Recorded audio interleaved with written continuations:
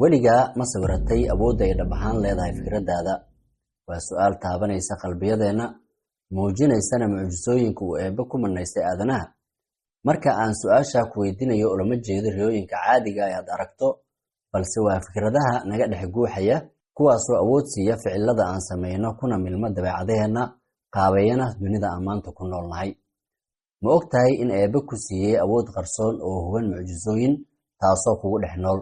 Dadka qaar ayaa suga sanad cusub si isbeddel ugu sameeyo, ayagoo u malaynaya in sanadka cusub uu wato mucjisooyin beddelaya fikirkooda, guulna ku gaari karaan. Uma malaynayo in arrintani shaqaynayso, maxaa yeelay 95% guuluhu waxay ku yimaadaan habfakarkaaga ee ma ahan kuwa ay keento taariikh ku qoran kalandarka. Haddii uu jiro hadaf aad ku fikirto oo aad dhab ahaan aaminsan tahay inaad gaarayso, aad gaaraysaa.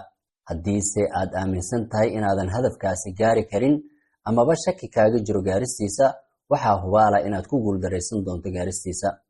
Sida ay diinteennu inoo sheegtay, bini'aadamku Alle waxa uu siiyey awoodo maskaxeed oo qarsoon.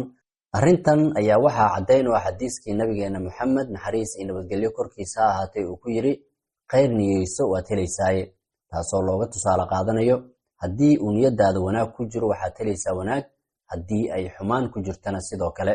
Waxaa kaloo tusaale noqon kara xadiiskii uu nabigeena yidhi, Eebbe waxa uu u dhow yahay waxa uu addoonkiisa ka malaysanayo. Haddii uu khayr yahay wuxuu noqon doonaa khayr, haddii uu shar yahayna wuxuu noqon doonaa shar.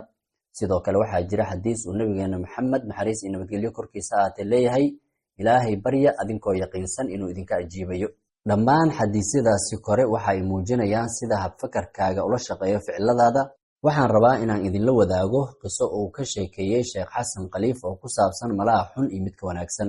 Sheekha ayaa ka sheekeeyey qisada nin odaya kaasoo uu yidhi gurigiisa ayuu iska seexday isaga oo murugaysan.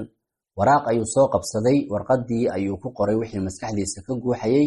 Wuxuu yidhi, sanadkan waxaan gaaray 60 sano, shaqadii aan 30 sano ka soo shaqaynay waan ka fariistay oo waxaan qaatay retire. Waxaa jirto in sanadkan la iga qalay xanuun aan qabi jiray oo la iga daweeyey oo aan qaliin galay. Isla sanadkan wiilkaygii oo jaamacad dhiganaya ayaa shil galay oo isbitaal la jiifiyey. Kuliyaddii uu dhiganayayna waa uu ku dhacay oo waa uu ka haray. Warqadda uu qoray ayuu ku soo gabagabeeyey inuu yidhi, sanadkan sanad iiga xun ima soo marin, isagoo ay ka muuqato murug iyo quus. Xaaskiisa ayaa timid oo waxay aragtay warqaddii uu qoray oo waa ay akhrisay, wayna baxday. Kadib ayay soo laabatay iyadoo sidata warqad kale oo ay soo qortay, waxayna ag dhigtay tii uu isagu qoray.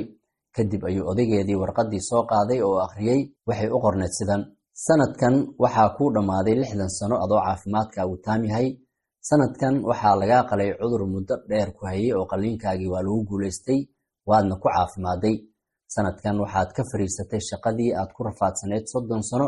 Waxaad gaadhay xilligii aad bugaag qori lahayd oo bugaagta aad qorto aad ka faa'iidaysan lahayd. Sanadkan wiilkaagii wuxuu ka badbaaday shil gaari oo uu galay, dhaawac culusna ma gaarin, mana ku dhiman. Sanadkan sanad ka wanaagsanna ma soo marin, ayay ku soo gabagabaysay. Haddaba labada qiso waa isku mid, laakiin ninka odayga ah iyo xaaskiisa farqiga u dhexeeya ayaa ah in qisadu isagu ka istaagay dhanka xun, halka iyadu ka istaagtay dhanka wanaagsan. Waana farqiga u dhexeeya afkaarta togan iyo kuwa taban, iyo sida ay nafteenna u saamayso.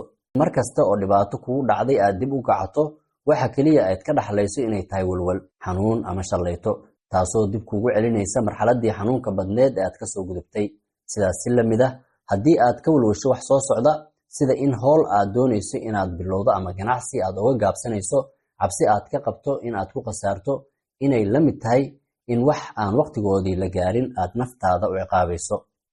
Daawadayaal, intaa ayaan ku soo gabagabeynaynaa qaybtan yar.